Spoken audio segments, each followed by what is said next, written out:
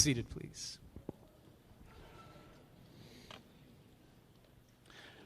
Have you ever seen one of those motivational posters? Those inspirational ones. I don't know if you remember these, but they look something like this. And usually there's like an inspirational picture on there. Here we have a goldfish who's gotten ahead of all the other goldfish. I guess that is motivational.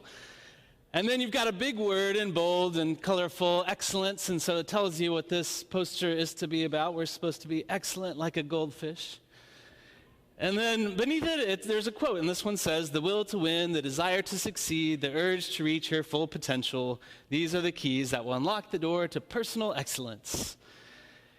And I guess the idea behind this is, if you're a teacher, you put these in your elementary, middle school, and high school, and you've got students, and your students come in, and they don't always try their best.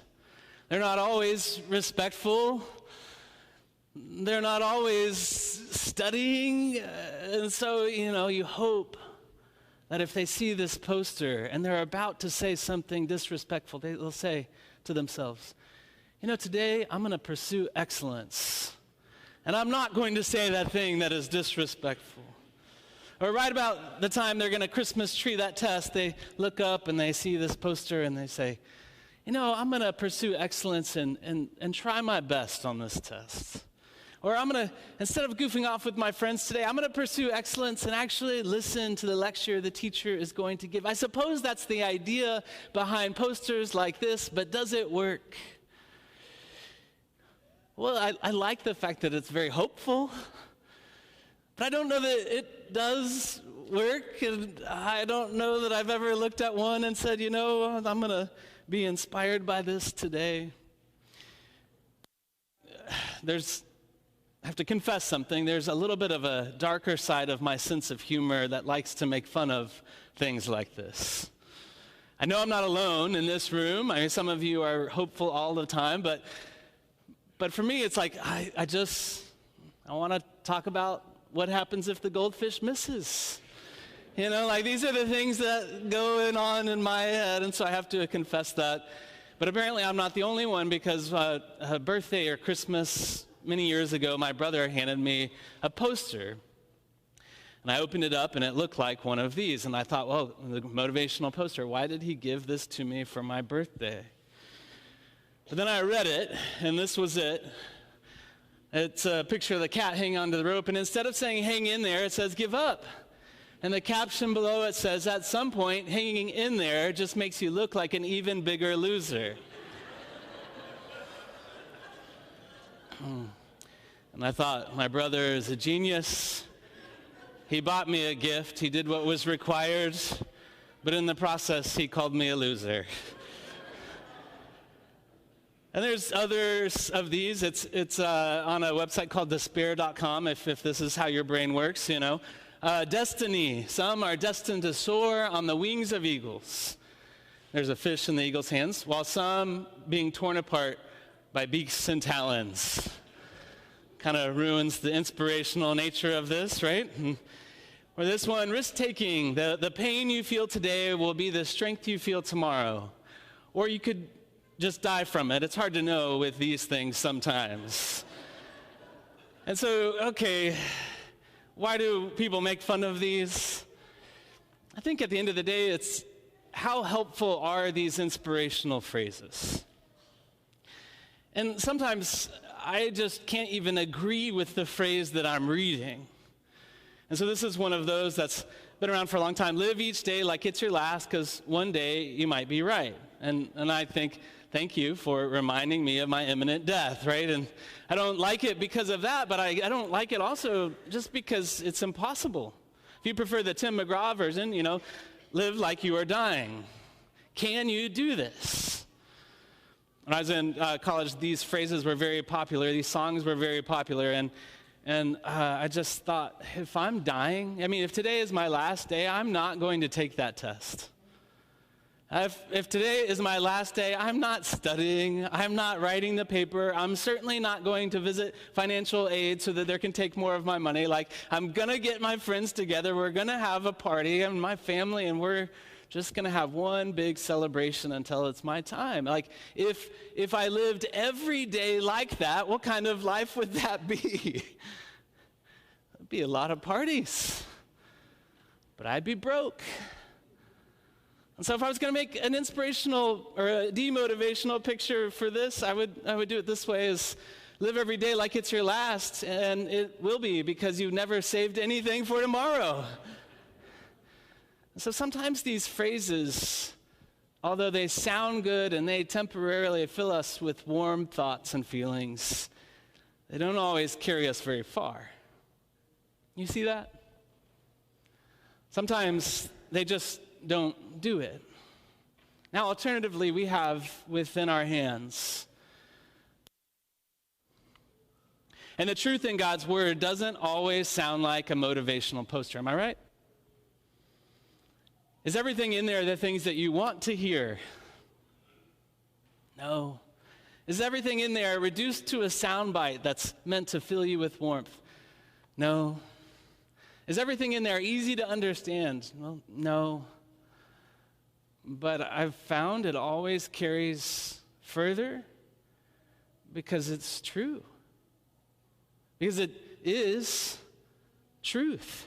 It doesn't just sound good, but it actually carries weight. It actually leads somewhere. It actually does something. And especially when we're looking in the book of Daniel like we have for many weeks now. Today's the last day, I promise. What we see in Daniel are there some truths that don't always sound very good. They don't go on posters very well. But they absolutely carry amazing meaning for us while we live our life.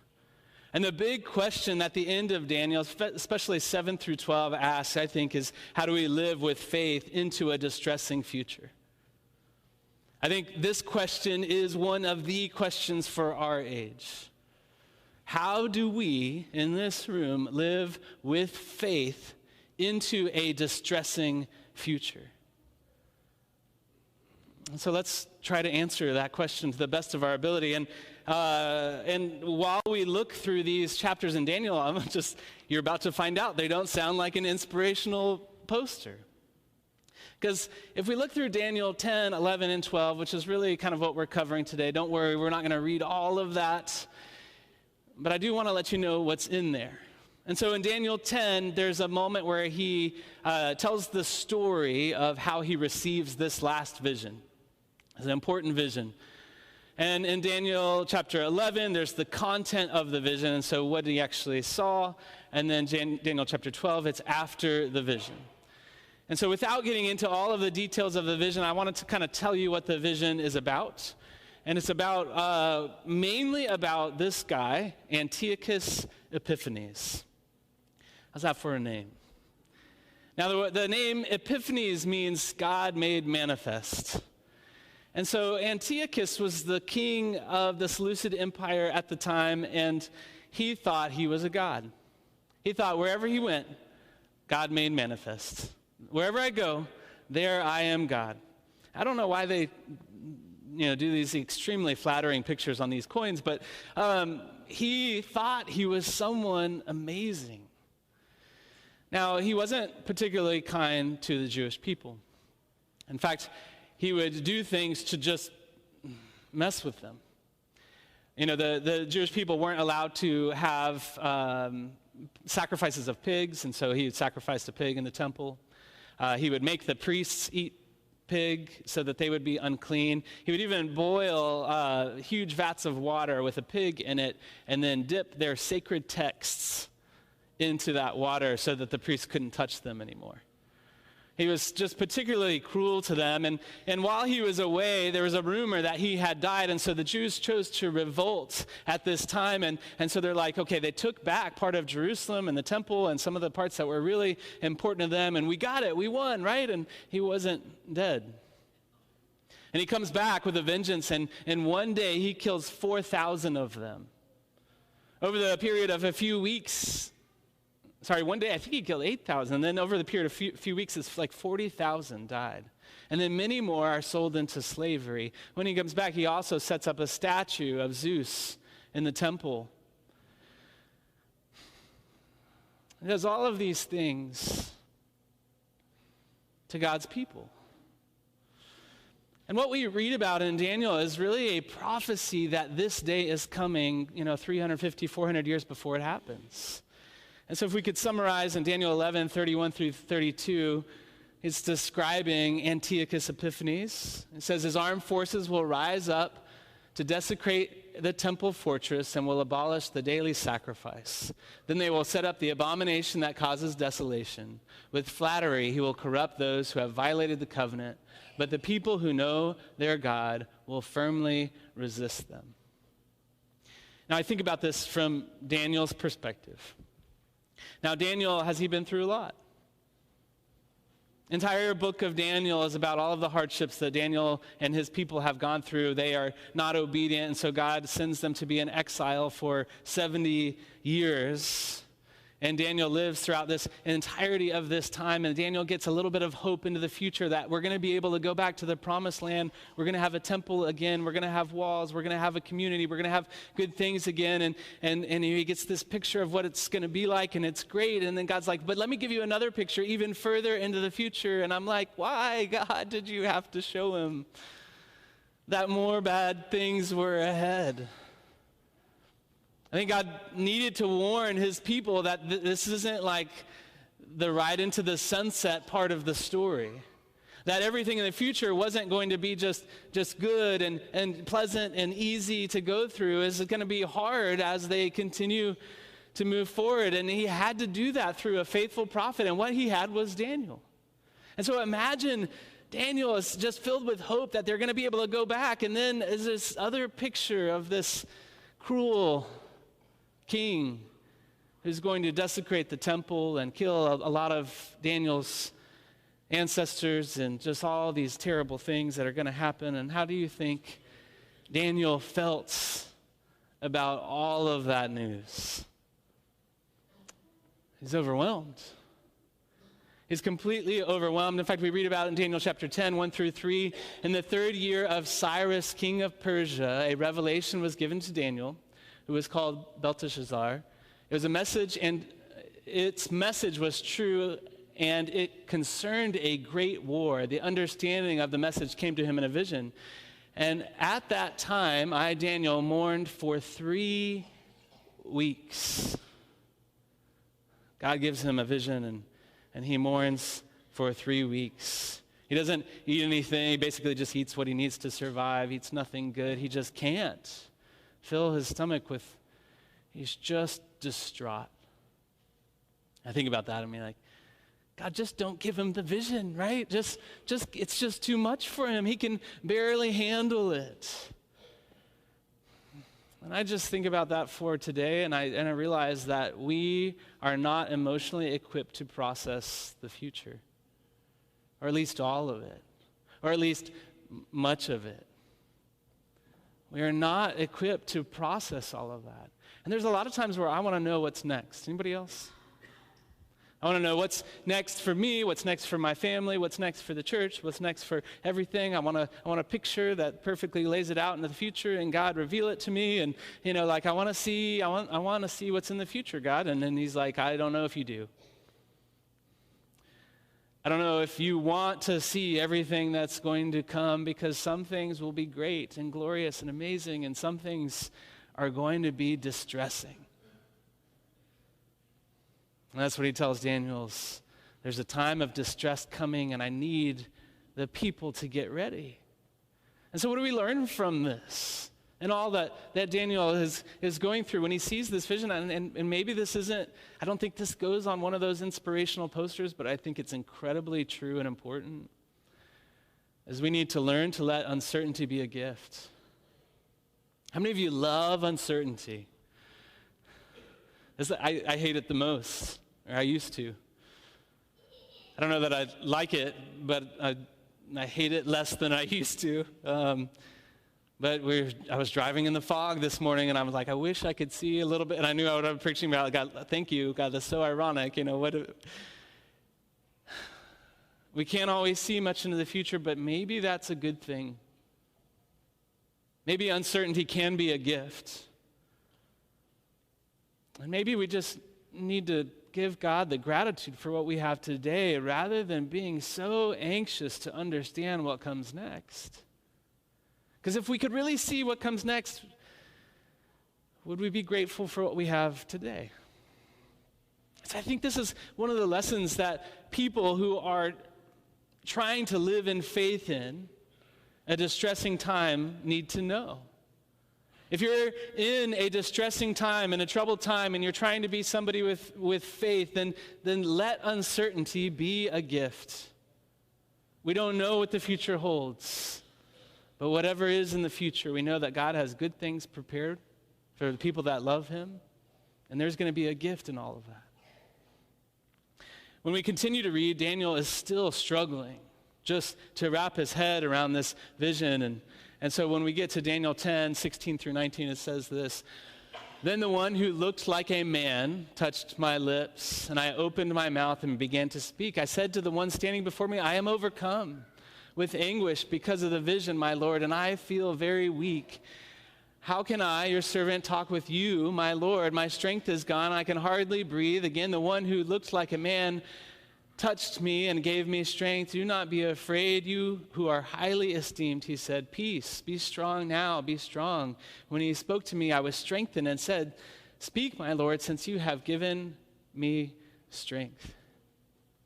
When God puts distressing times in front of us and we are out of strength, we're overcome, we just don't have anything left, he's also the one to restore it.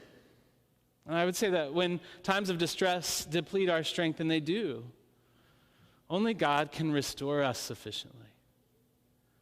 When times of distress deplete our strength, only God can restore us sufficiently. And so we watch Daniel's just like melting.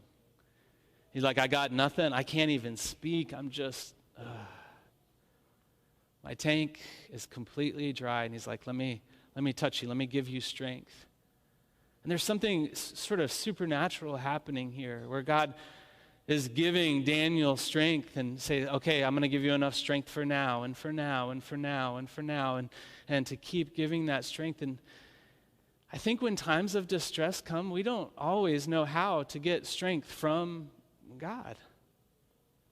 There's been some times of distress for me that have been so overwhelming. They kind of hit you and they're depressing and you just want to disappear and you don't really want to think about anything and you don't want to be present and it's just too much. And then after a few days of kind of suffering through that, this is just my pattern. I don't know why I can't be smarter and just do this right away, but I guess I'm not that smart. After a few days of realizing what distress I'm under, then I start praying more and more and really amp up the prayer time. And what happens is that God has a way of supernaturally doing something inside of me that gives me enough strength for the distress that I'm facing. Have you ever felt this before? When you feel depressed, when you feel anxious, when you feel whatever it is like, man, if you triple, quadruple, depending on your prayer time, maybe you need to times 100 your prayer time and your on your knees time before God, then he will give you enough strength for the distress that you face. But so many times, like we've gotten used to things not being distressing, we haven't needed very much strength, and we haven't known to go to him for it. And so we find ourselves without much. But if we are going to live with faith into the future, then we have to know that he is the only one that can sufficiently give us the strength to deal with the distress that lays in front of us. And it's so amazing when he comes in and gives his strength. What if God just gave us the poster? Hang in there. What if during your times of greatest distress, you just saw a poster on the wall with a cat that said, hang in there? I mean, as cute as cats can be, does it do it? I saw somebody just put their glasses on. They're like, I don't want to look at Joel, but cute cat picture, okay. And it does bring us, it fills us with joy to see cute animals, but is it enough in our times of distress? No. The only thing that gets us through that is God. The only thing is his truth that gives us those moments. And so in Daniel chapter 12, these are the things that are the things that we've already talked about, or things in the past. When we get to Daniel chapter 12, he's describing what will happen in the future. And so this is still future for us as we read this. At that time, Michael, the great prince who protects your people, will arise. There will be a time of distress such as has not happened from the beginning of nations until then. But at that time, your people, everyone whose name is found written in the book of life, will be delivered. Multitudes who sleep in the dust of the earth will awake, some to everlasting life, others to shame and everlasting corruption. Those who are wise will shine like the brightness of the heavens, and those who lead many to righteousness like stars forever and ever. But you, Daniel, roll up and seal the words of the scroll until the time of the end. Many will go here and there to increase in knowledge. And so what's happening in this verse? Let me do my best to summarize some of what's happening. Actually, let me read one more verse. Just kidding. Verses 8 through 10, he says, I heard it, but I did not understand it. So I asked, my Lord, what will be the outcome?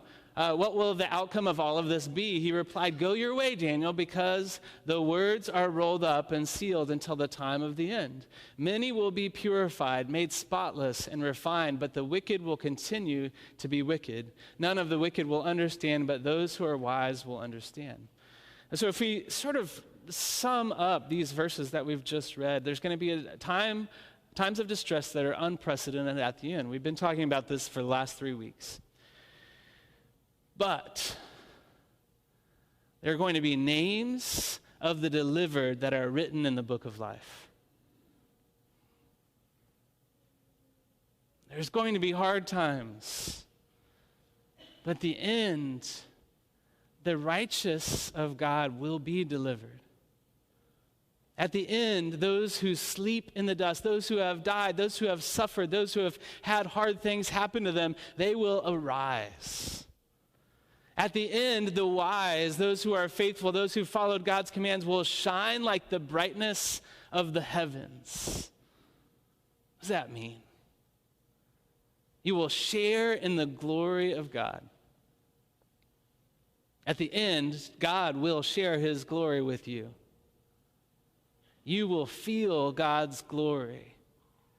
He will shine it right back on you as you shine it right back to him, and it will just be this endless thing where we get to bask in the greatest thing that God experiences is his glory. God's people will be purified and saved. Ultimately, this is what Daniel wants to know. He goes back and when he says, like, okay, what does all this mean, God? I don't know what it means. And what Daniel needs to know is that he did what he was supposed to do. And God says, Daniel, you did it. 70 years of hard times and exile, and here's what I want you to know is that your people, the people who have been wicked, the people who have done wrong, they will be purified and saved. This is what Daniel needs to know. There is hope. There is a light at the end of the tunnel. There is something good beyond the distress. And then God says, listen, roll it up. Stop looking at it. Seal it. Don't look at it again. Go your way. What does that mean? Be at peace. What all that means is like, don't dwell on the distress. Don't spend all of your time focusing in the near future of the distress that might be coming. Instead, we've got to look a little bit further. How many of you have been deep sea fishing before? I've been once. And so far that once was very intentional because it wasn't great. I got really seasick. And so here I am at the ripe age of 12 getting seasick on this boat. And I'm like, what do I do? They're like, look at the horizon. Have you ever been told this? Look at the horizon. Well, why? It's the only thing that's not moving. And so if you don't have the engine on and you can't see land and it's just like this, and you look a little bit up and you're like, okay, great, there's the waves that are going to come that will make me seasick. And you're like, well, maybe I'll just look up really far. And you're like, okay, all I can see is the clouds that are moving while the boat is moving, and there's a storm that's in, and you're like, okay, what do I look at while I'm being shaken around? Just look at the horizon because it's the only thing that doesn't move. It's the only thing that is unchanging. It's the only thing that is not going to bring you distress. And so when we see all of these things, this is what God is telling to Daniel, is look at the horizon, because when hardships come, steady yourself by looking to the unchanging horizon of God's new beginning. I intentionally put this on something that looked like a poster you could hang on your wall just for effect, but I think there's a lot of truth in it. When we have distress and hardships coming, don't look at what's coming. Those are the waves. Those are the distress.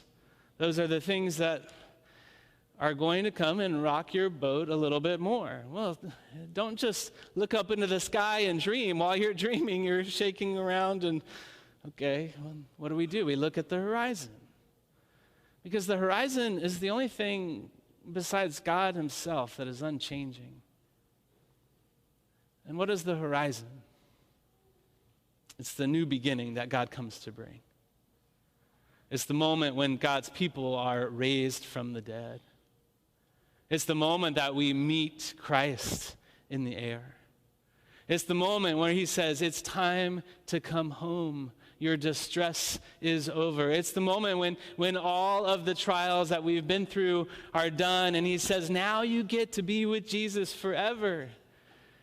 And I will give you my glory while you give me your glory. And while Jesus gives you his, is just going to be this incredible love fest where we share in all that God has. And so what do we do when we're in distress? Do we look backwards? Well, we look backwards enough so we can know that God is faithful, but we don't have a faith that just dwells in the past, right?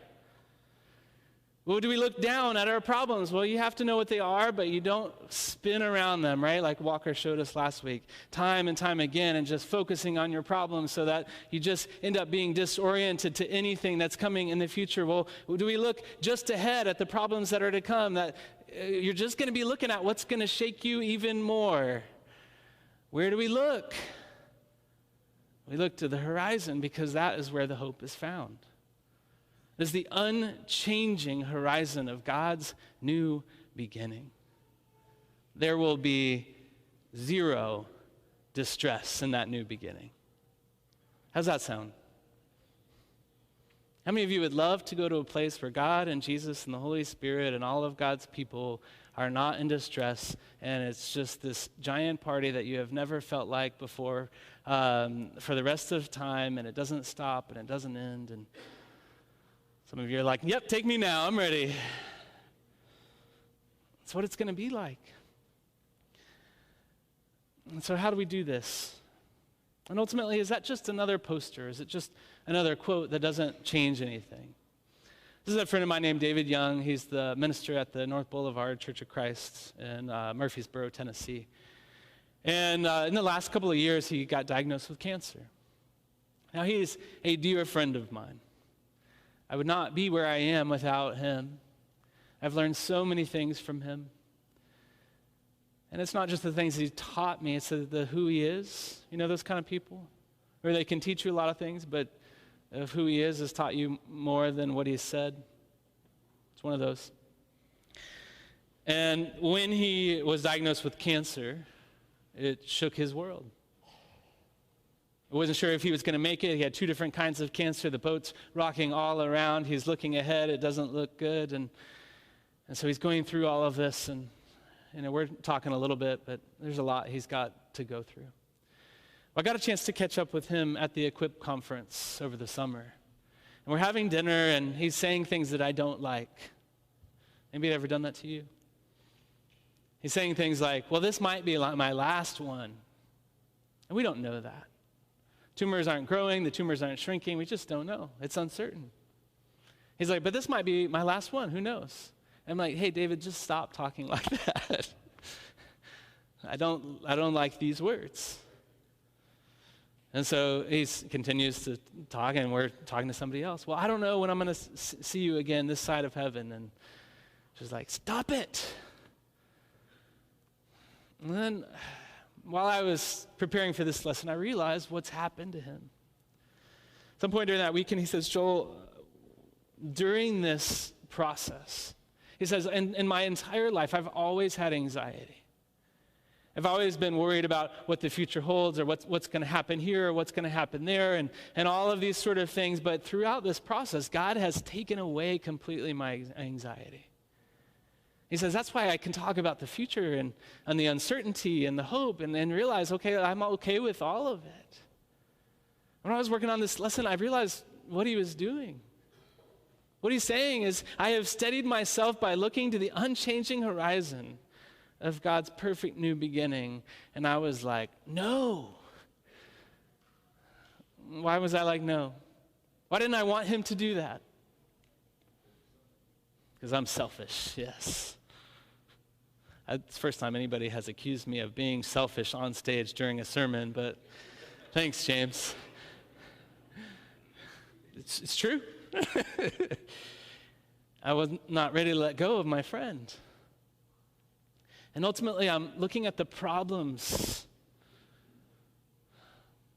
Looking at the problems here and the ones to come and the things that I want him here for and the conversations I want to have in the future. And what he's trying to tell me is, I've got it. I get it. I'm steady. It doesn't matter the distress that is coming my way. I have a faith that is capable of navigating whatever distress comes in my future.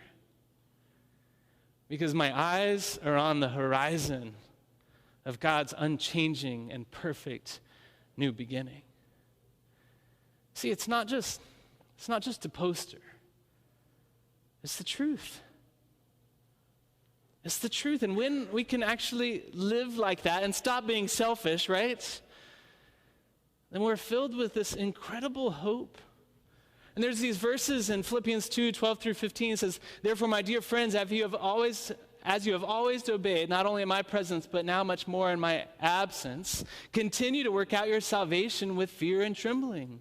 For it is God who works in you to will and act in order to fulfill his good purpose. Do everything without grumbling or arguing, so that you may become blameless and pure, children of God, without fault in a warped and crooked generation. Then you will shine among them like stars in the sky.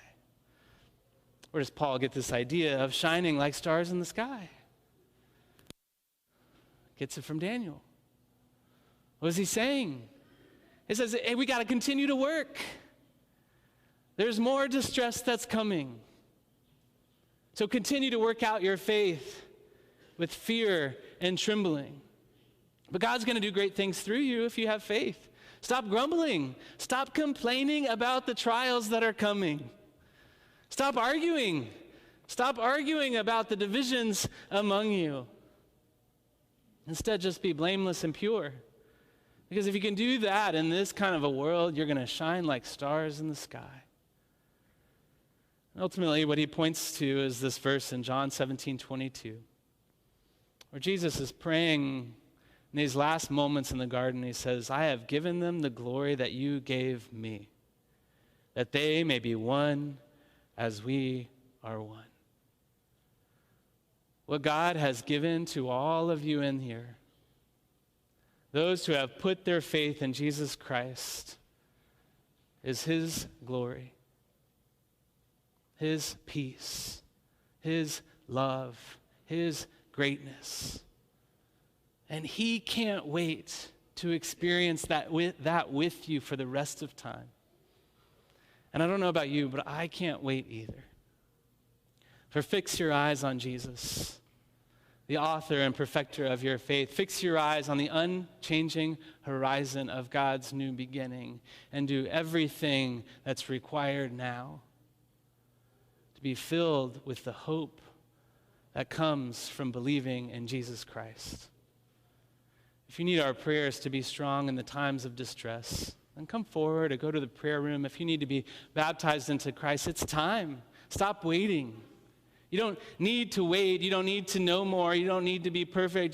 Just be baptized into Christ so that you have a horizon to look forward to. And if you need anything else, tell your neighbor, your friend, tell a neighbor, tell an elder. Tell someone who believes in Jesus that they can help you be filled with hope too. But for now, let's stand and let's sing songs of worship to the God who has given us this hope.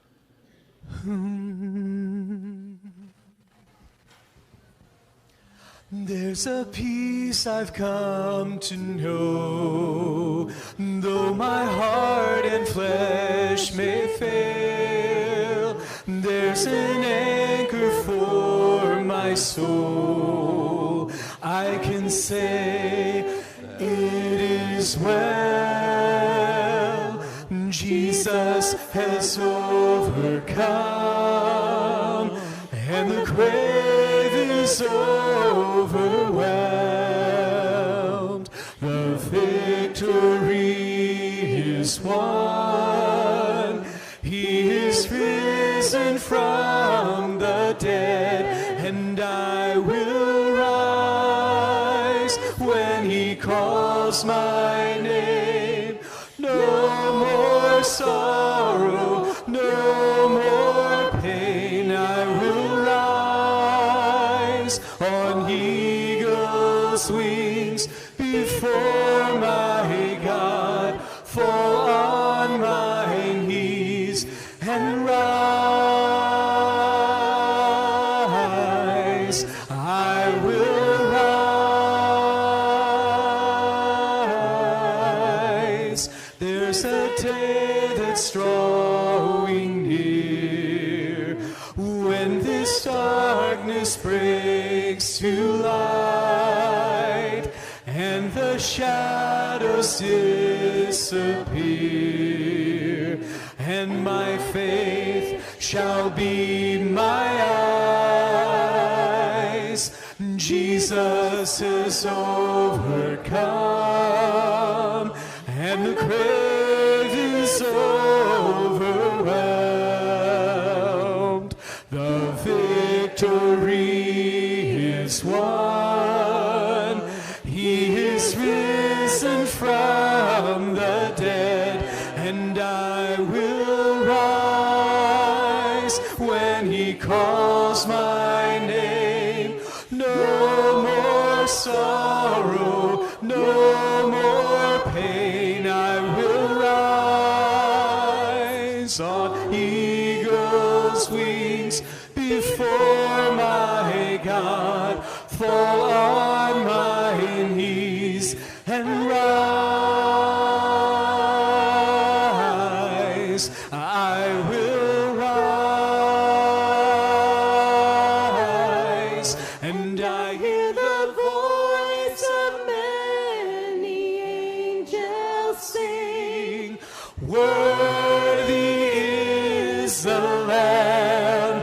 And I hear the cry of every longing heart, worthy is the Lamb, worthy is the Lamb. And I will rise when he calls my name. No more sorrow, no more pain. I will rise on eagle's wings before my God, fall on my knees and rise. I will rise.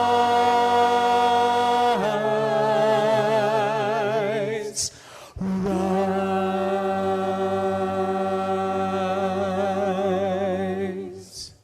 Jesus said, "Don't let your hearts be troubled. Trust in God and trust in me. There are many rooms in my Father's house. I would not tell you this if it were not true. I am going there to prepare a place for you. After I go and prepare a place for you, I will come back and take you to be with me, so that you may be where I am." Won't you sign me up for the Christian Jubilee? Won't you write my name, put on the road. Well, I've been changed since the Lord has lifted me. I want to be ready, ready when Jesus comes. Won't you sign me up for the Christian Jubilee? Won't you write my name, put it on the roll? Well, I've been changed since the Lord has lifted me. I want to be ready, ready when Jesus comes. I said, don't you want to go to that land? Don't you want to go to that land? Don't you want to go to that land where I'm bound? I said, don't you want to go to that land? Don't you want to go to that land? Don't you want to go to that land where I'm bound? There ain't nothing but love in that land, nothing but love in that land, nothing but love in that land where I'm bound. There ain't nothing but love in that land, nothing but love in that land, nothing but love in that land where I'm bound. Won't you sign me up for the Christian Jubilee? Won't you write my name, put it on the roll? Well, I've been changed since the Lord has lifted me. I want to be ready, ready when Jesus comes. I want to be ready, ready when Jesus comes. I want to be ready, ready when Jesus comes.